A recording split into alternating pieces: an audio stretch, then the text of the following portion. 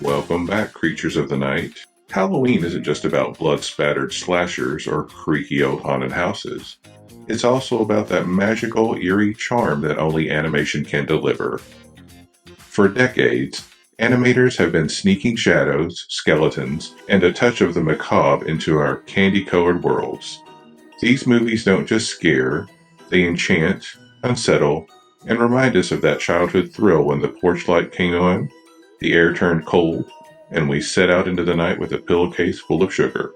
Tonight, I'm counting down the 10 best animated movies for Halloween, and of course, 3 honorable mentions that didn't quite make the list. They're creepy, they're kooky, and yes, sometimes even mysterious and spooky. For this video, I'm sticking with theatrical releases only, except for one glorious exception that may feature some meddling kids and their dog that fans would riot over if I left it off. So sharpen your fangs, light that jack-o'-lantern, and let's begin at number 10 with a giant were-rabbit. Number 10. Wallace and Gromit, The Curse of the Were-Rabbit from 2005. If Halloween isn't about pumpkins and ghosts, it's at least about strange transformations under a full moon. And who better to deliver that than Wallace and his long-suffering dog, Gromit? In The Curse of the Were-Rabbit, our favorite cheese-obsessed inventor and his slightly judgmental canine sidekick take on the role of humane pest control for their village's annual giant vegetable competition. Everything seems like a typical Wallace contraption disaster, until an enormous rabbit-shaped beast begins terrorizing the town, devouring pumpkins and prize marrows like a furry monster from a Hammer horror parody. What makes this film such a great Halloween pick is how perfectly it spoofs the tropes of old-school monster movies. There's the curse, the howling at the moon, the suspicious villagers with pitchfork energy, and of course the big monster reveal. It's all lovingly wrapped in Aardman Animation's signature stop-motion style, plasticine figures, meticulously crafted sets, and that slightly handmade charm that makes every eyebrow twitch hilarious. The humor is gentle, very British, and loaded with puns. Seriously, the jokes about antipesto never get old. But underneath the laughs is genuine atmosphere. Those moody nighttime chases, the looming full moon, and the shadowy outlines of the were-rabbit have the cozy spooky vibe of curling up with a Halloween cartoon marathon. The movie was also a critical and commercial hit. It won the Academy Award for Best Animated Feature, proving that claymation could hold its own against the big-budget CG giants of the mid-2000s. For fans of Wallace and Gromit's earlier shorts, it felt like the perfect expansion of their world. More gadgets, more chaos, and more proof that Gromit is basically carrying the team while Wallace blunders into supernatural trouble. Watching it in October is a delight because it hits both sides of the Halloween spectrum. It's safe and funny enough for kids, but adults catch all the clever nods to classic horror cinema and the sly innuendo in the script. It's the Wolfman reimagined with vegetables and bunnies, which is honestly the kind of camp Halloween deserves. And let's face it, no matter how many times Wallace cries out for "Cheese, Gromit," you can't help but love this eccentric duo battling a giant fluffy werebeast. Of course, sometimes the monsters we fall in love with are charming and hilarious, but other times, they're dead brides waiting under the moonlight for a groom who never meant to call their name. Number 9. Corpse Bride from 2005. Tim Burton's Corpse Bride is the ultimate gothic fairy tale. It tells the story of Victor, a nervous groom who accidentally proposes to Emily, a corpse with a tragic past, and suddenly finds himself caught between two worlds: the suffocating grayness of Victorian society and the colorful, jazz-filled underworld of the dead. What makes this movie such a Halloween staple is the way it reverses expectations. The land of the living is lifeless, washed out, and oppressive, while the land of the dead is vibrant, funny, and oddly welcoming. The design work is classic Burton. Spindly limbs, haunted eyes, crooked streets, and graveyards that look like they grew from twisted ink pens. Danny Elfman's music seals the deal with macabre show tunes that you can't seem to get out of your head. Emily, the titular corpse bride, is one of Burton's most tragic and beautiful creations. She's creepy, yes, she's a corpse, but she's also sympathetic, yearning for love and closure. Watching her skeletal fingers reach toward happiness is equal parts chilling and heartbreaking. This film was also a milestone for animation. It was the first stop-motion feature filmed entirely on digital still cameras instead of film. That leap pushed the art form into the future, and you can feel the meticulous care in every frame. For anyone who ever doodled skulls in the margins of their high school notebook, Corpse Bride is Halloween comfort food. Of course, not every resurrection ends with jazz numbers and bittersweet closure.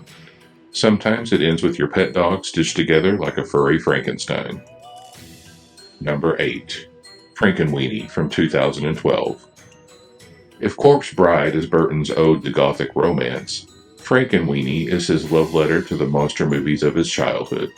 Presented in glorious black and white stop motion, the story follows young Victor Frankenstein, who brings his beloved dog Sparky back to life after a tragic accident.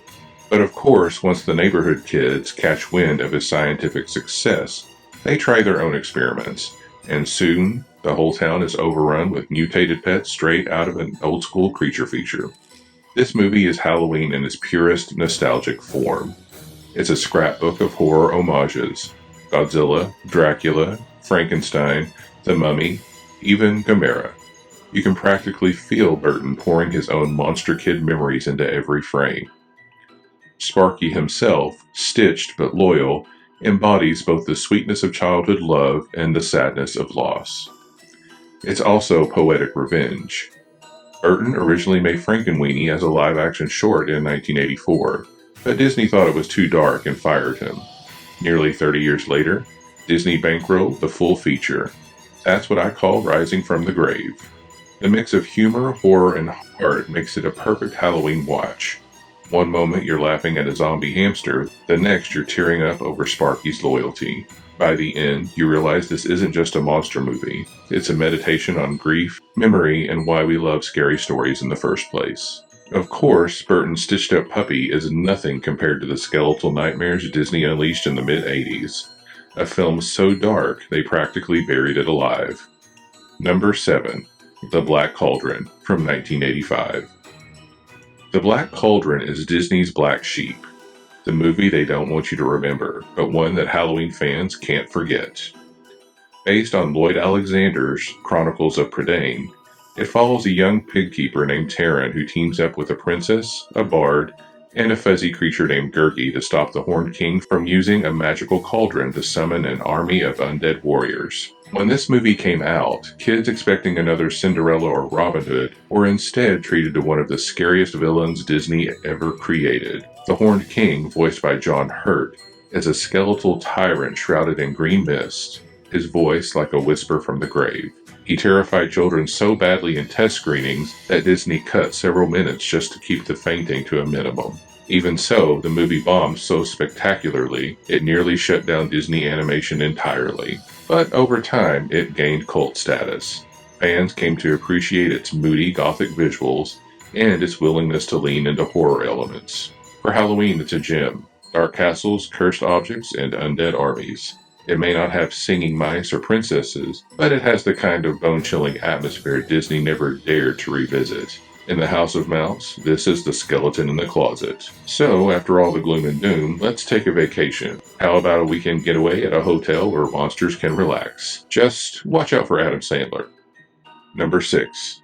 Hotel Transylvania from 2012. Now, I know what you're thinking. Adam Sandler? As Dracula? Really? Let's stick with me. Hotel Transylvania is better than it has any right to be. The story is simple. Dracula runs a 5-star resort for monsters to keep them safe from humans. Everything is going great until a clueless human backpacker wanders in and falls for his daughter, Mavis. What sets this apart is the energy. Directed by Genndy Tartakovsky, the man behind Samurai Jack and Dexter's Laboratory, the movie crackles with cartoon physics. Dracula and his friends move like they're made of rubber bands, stretching, twisting, and snapping in ways computer animation rarely attempts. Every scene bursts with visual gags and monster references, from Frankenstein's bumbling charm to the Mummy's slapstick antics. It's not horror, it's Halloween comfort food. The jokes land, the visuals pop, And there's something oddly sweet about watching Dracula fuss over his daughter like an anxious dad at a PTA meeting. For families, it's a go-to October movie, and even for horror fans, it's a reminder that monsters don't always have to terrify. Sometimes they just need a vacation. But if stretchy cartoon monsters feel too safe, let's crawl through a tiny door in the wall to meet a mother who wants to sew buttons over your eyes. Number 5. Coraline from 2009. Some movies are scary because of monsters. Others are scary because of what they whisper to you when you're alone in the dark. Coraline belongs firmly in the second category. Adapted from Neil Gaiman's novel and directed by Henry Selick, the same mastermind who brought The Nightmare Before Christmas to life, this stop-motion gem tells the story of Coraline Jones, a curious and frustrated girl who feels invisible in her new home. Her parents are too busy working to pay her any attention, the neighbors are eccentric at best, and the creaky old house just doesn't feel like home. That is, until Coraline discovers a secret little door in the wall. Behind it lies a world that seems perfect. The food is tastier, the neighbors are entertaining, and her other mother dotes on her in a way her real mom never does. But there's one small horrifying catch.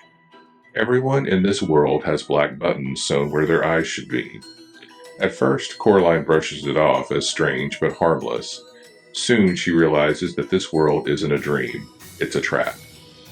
The other mother wants to keep her forever, and she's willing to stitch Coraline's eyes shut to do it.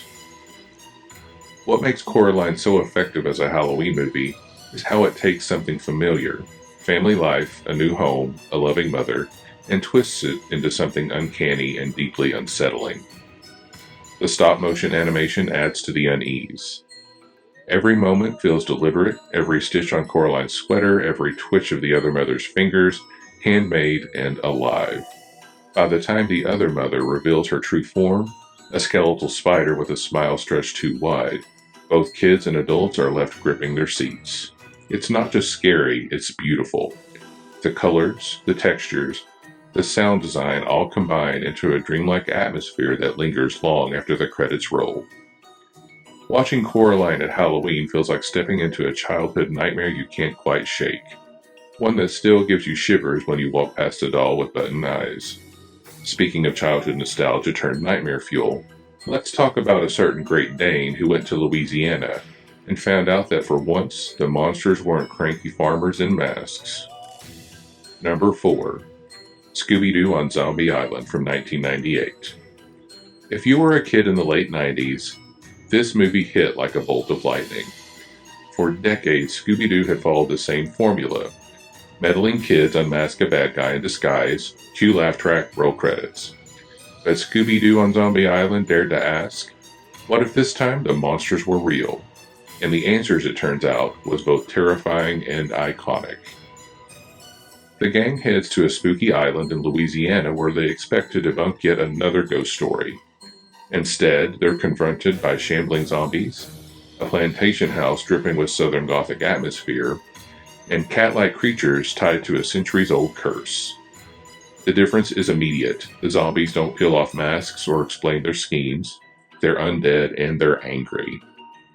For many kids, this was the first time Scooby-Doo felt genuinely scary.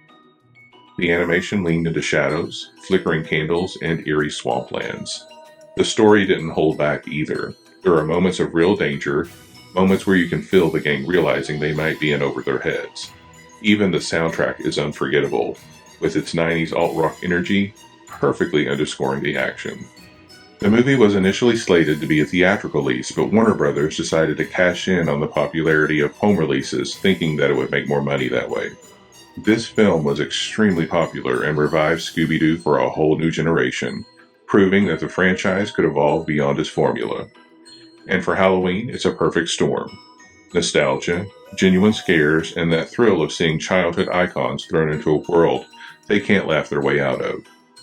Watching it now feels like opening a time capsule, one that reeks of swamp gas, cat curses, and VHS tapes rented from Blockbuster. From meddling kids to a misunderstood kid, our next entry is all about the boy who sees dead people. But don't worry, this one's funnier and just a little less depressing than The Sixth Sense. Number 3.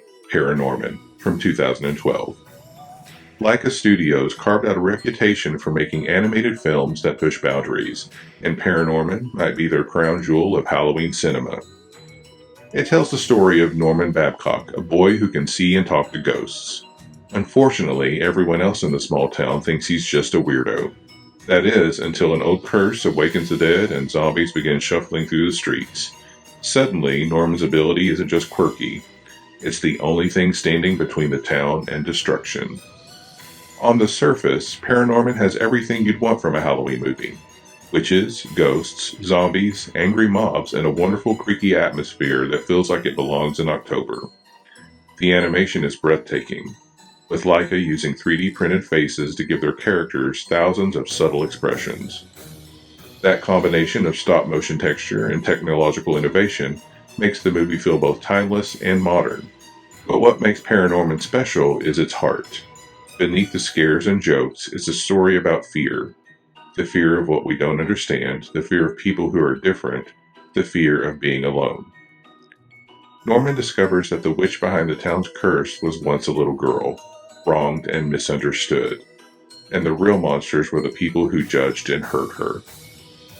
That twist gives the story emotional weight most kids' films never dare to touch. And let's not forget the humor. ParaNorman balances its darkness with some genuinely hilarious moments, from snarky ghost commentary to the clueless mob that spends more time arguing than fighting. It even made history with one of the first openly gay characters in a mainstream kids movie, handled so casually it felt groundbreaking. Watching it at Halloween is a reminder that monsters aren't always the ones clawing at the door. Sometimes they're the ones inside the house pointing fingers. And that's a lesson as chilling as any jump scare. Norman had ghosts, witches, and zombies, but at least his house wasn't trying to eat him. Our next stop takes us right into every kid's worst October nightmare.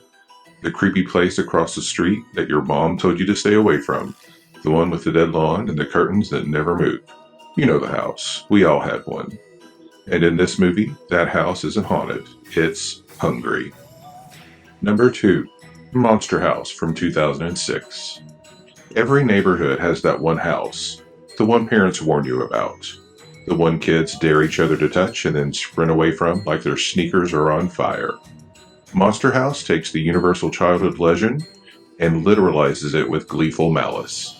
The place across the street isn't haunted, it's alive. The film follows a DJ, his best friend Chowder, and new-to-the-block overachiever Jenny on the most dangerously suburban quest imaginable, proving the cranky old Nevercracker's collapsing Victorian is actually a predator with shingles. Director Gil Keenan stages it like a Halloween heist movie, reconnaissance from bedroom windows, forbidden lawn incursions, and a spectacular third-act siege where the house stops pretending to be a house and reveals itself as a full-blown creature. Windows narrowing its eyes, the front door yawning like a splintered jaw, and that nasty red carpet unfurling as a tongue that means business. Beneath the jump scares is a surprisingly tender, tragic tale. The house isn't just mean for the fun of it, it's possessed by grief. Steve Buscemi's Mr. Nevercracker isn't a cartoon villain snarling, "Get off my lawn." He's a broken man trying, in the ugliest way possible, to keep kids safe from the thing he loves and fears the most. The backstory of Constance, the carnival giantess whose spirit fuses with timber and nails, reframes every creak and groan as a mourning cry. The emotional undercurrent is why the climax lands so hard. When the kids finally face the monster, they're not just fighting architecture, they're releasing a haunted memory. Visually, the movie hums with that cozy, menacing, ambient energy. October light slanting through bare trees, cul-de-sac streets that feel both endless and claustrophobic, and a camera that prowls like a nosy neighbor. The performance capture animation gives characters an elastic, slightly uncanny quality that actually suits the story. Everyone looks a little off because the whole world is a little off. The way Halloween night always feels half a step out of phase. Voice work is killer. Buscemi's brittle sorrow as Nevercracker, Maggie Gyllenhaal's delightfully unimpressed babysitter Z, Jason Lee's dirtbag boyfriend Bones, Kevin James and Nick Cannon as woefully outmatched cops, and Kathleen Turner's wordless, thunderous presence lurking within the house itself. What cements Monster House as essential Halloween viewing is how perfectly it captures kid logic turned into myth. The rules are simple and terrifying. Don't touch the lawn, don't look too long, don't go out after dark. And of course, our heroes break every one of them, because that's how you grow up. It's a gateway horror classic. Scary enough to raise goosebumps, humane enough to leave a bruise, and mischievous enough to make you side-eye every Victorian house you pass in late October. Take a breath, dust off the splinters, and keep your fingers where I can see them. Before we crown our Pumpkin King, a few honorable mentions are clawing at the door. Honorable mentions. Wendell and Wild from 2022 gave us the powerhouse pairing of Henry Selick and Jordan Peele. A stop-motion trip filled with demons, punk rock, and biting social commentary. It's messy, it's bold, and it's unlike anything else you'll see in October. The Addams Family from 2019 brought America's spookiest family back in animated form. While it couldn't eclipse the iconic live-action films, it nailed the macabre humor and gave younger viewers a gateway to the delightfully dark Addams world. Night of the Zoopocalypse from 2024 is the new kid on the block, where zoo animals face a full-blown zombie outbreak. It's chaotic, it's ridiculous, and it proves that Halloween animation is still evolving in weird and wonderful ways. And now we've reached the final stretch. We've survived cursed cauldrons, button-eyed mothers, and houses that eat children. But there can only be one king of Halloween Town, and he's waiting with a song on his skeletal lips. Number 1, The Nightmare Before Christmas from 1993. There are Halloween movies, and then there's The Nightmare Before Christmas. The crown jewel of spooky stop motion, this film tells the story of Jack Skellington, the Pumpkin King of Halloween Town, who grows bored of his yearly routine and decides to hijack Christmas. Naturally, it doesn't go as planned. Turns out Santa Claus doesn't appreciate being kidnapped by skeletons, and kids aren't thrilled about toys that try to eat them. What makes this movie a perennial classic is how perfectly it balances darkness and charm. The visuals are gothic and strange, yet irresistibly beautiful. The characters, Jack, Sally, Oogie Boogie, are instantly iconic. And Danny Elfman's songs are so memorable that This Is Halloween has basically become the official soundtrack of October. Behind the scenes, it was a labor of love. Directed by Henry Selick and produced by Tim Burton, the movie took 3 years to make, with animators painstakingly moving puppets frame by frame. Hundreds of sets, thousands of props, and over 200 puppets were used to create a world that feels both otherworldly and tangible. Disney didn't even want to release it under their main label, fearing it was too scary for kids, so it came out under Touchstone Pictures. Ironically, it's now one of Disney's most merchandised films. Watching The Nightmare Before Christmas at Halloween is like visiting an old friend. It's funny, it's creepy, it's oddly romantic, and it's the rare movie that works just as well in December as it does in October. It doesn't just belong on the list, it owns the list. This is the Pumpkin King, the skeleton monarch of Halloween, and he's not giving up his crown anytime soon. And there you have it, the 10 best animated movies to watch when the pumpkins are glowing, the leaves are crunching, and the shadows feel a little too long. From Wallace and Gromit's Were-Rabbit to Jack Skellington's Takeover of Christmas, these films prove that animation can haunt, comfort, and thrill us in ways live action sometimes can't. So what do you think? Did your favorite make the cut? Or is there a hidden Halloween gem I left buried in the crypt? Drop your picks in the comments. And don't forget to like, subscribe, ring that notification bell, and make sure to keep your jack-o'-lantern lit.